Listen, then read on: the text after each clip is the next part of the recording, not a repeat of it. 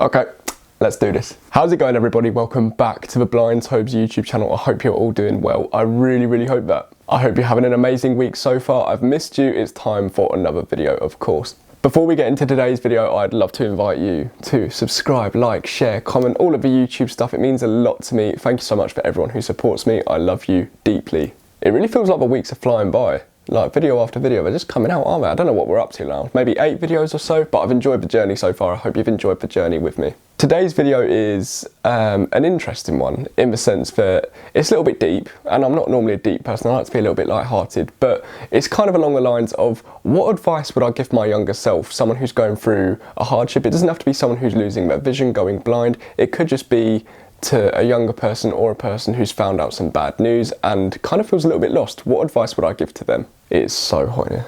I'm sweating. I hope I don't look sweaty. Do I look sweaty?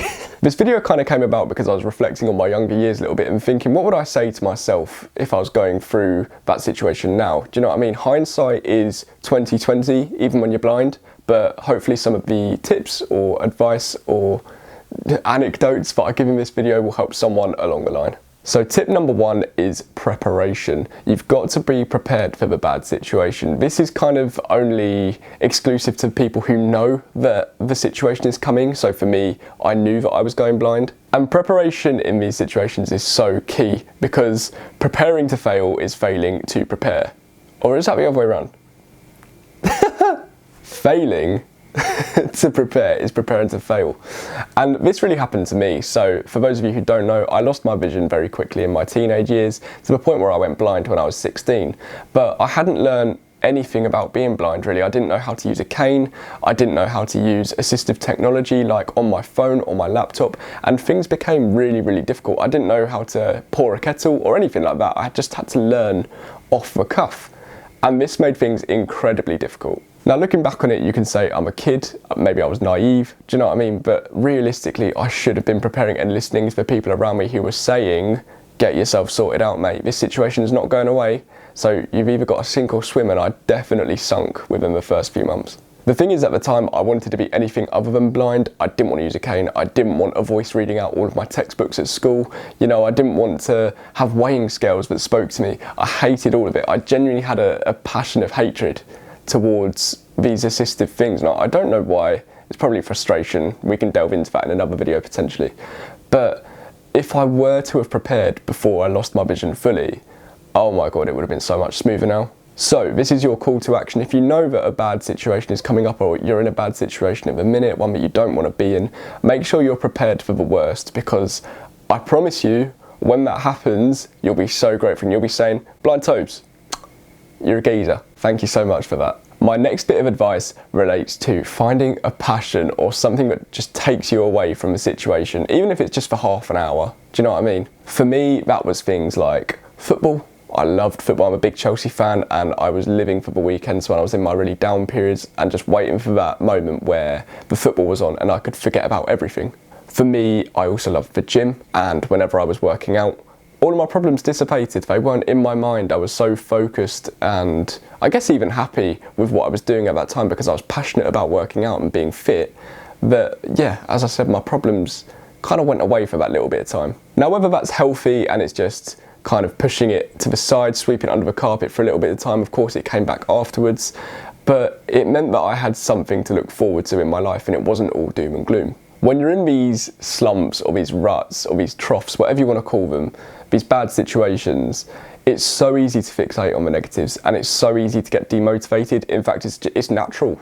Do you know what I mean? If anything, it's unnatural to find these passions and try and get to a happy state, but it really makes a difference. So I definitely suggest just looking into your options. Maybe you're a person who's not passionate about anything. That's really common. I've got a lot of people who I'm friends with or just know who, when I say, what's your hobby? What are you passionate about? And they say, I don't really know, to be honest. I'd definitely advise finding one because it makes the week just go by. Even if you just want the week to pass because it's a bad week, it's a poor week and you just want it to go, you've got something to look forward to. And I promise you it goes a hell of a lot quicker when you do have something to look forward to. Don't wish your life away though. even now, sometimes, you know, it's natural. I have my bad weeks, I have my bad days. I have things I'm really passionate about, like blind football, or even content creation, talking to the camera, making myself look like a mug. Do you know what I mean? They make the days so much easier because I know that something good's coming. It's not all doom and gloom, as I said. Sorry, Nat, didn't give you a shout out there. Of course, I look forward to doing things with you. That sounds really weird. Don't put that in. Do not put that in. Number 3, and I really should have taken this advice when I was younger, reach out.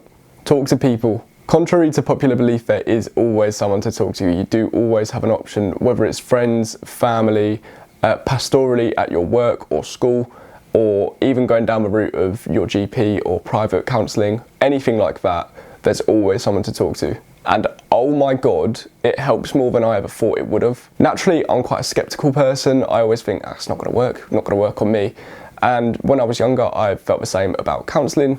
And I was like, what's it gonna do for me? It's just talking about your feelings, like, what's it gonna do? The effect it had on my life was insane. It took me from a really frustrated person who was lashing out at people, not physically, but emotionally and verbally, and someone who was angry at everything and just didn't want to be around anyone, to someone who's calmer and more mature and ready to think through their options. And I look back on, I didn't do the counselling for long, but I look back on it with really, really fond memories and so much like gratefulness, because I really don't think I'd be the person I am today without those few sessions of counselling that I did go to.